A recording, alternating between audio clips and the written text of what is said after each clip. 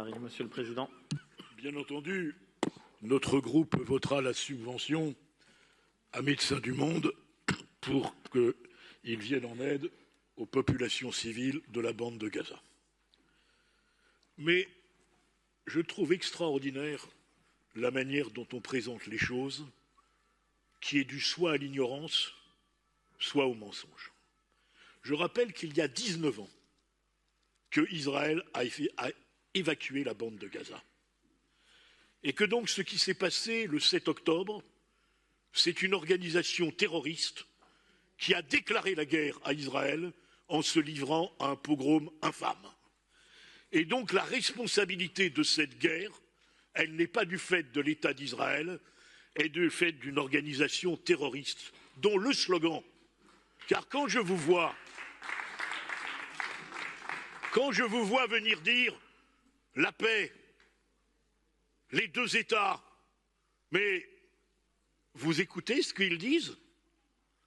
From the river to the sea, c'est deux États?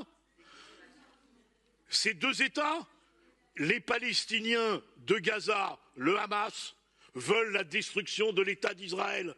À partir de ce moment-là, comment voulez-vous qu'il y ait un dialogue avec les gens qui veulent vous détruire? Et d'ailleurs, nous avons déjà eu ce débat au Conseil de Paris, et je vous conseille d'en regarder les archives. Je vous avais reproché, depuis 19 ans, que faites-vous pour les Palestiniens opprimés à Gaza par le Hamas? Les homosexuels jetés des toits, les femmes qui subissent la charia, les communistes emprisonnés. Pendant 19 ans, vous avez été silencieux sur tous les crimes que le Hamas faisait subir à la population palestinienne. Alors, oui, moi je veux la paix. Et la paix, c'est très simple. Que vos amis du Hamas, M. Sorel, libèrent les otages, qu'ils déposent les armes, et il y aura le cessez-le-feu. Et j'en viens maintenant au Liban.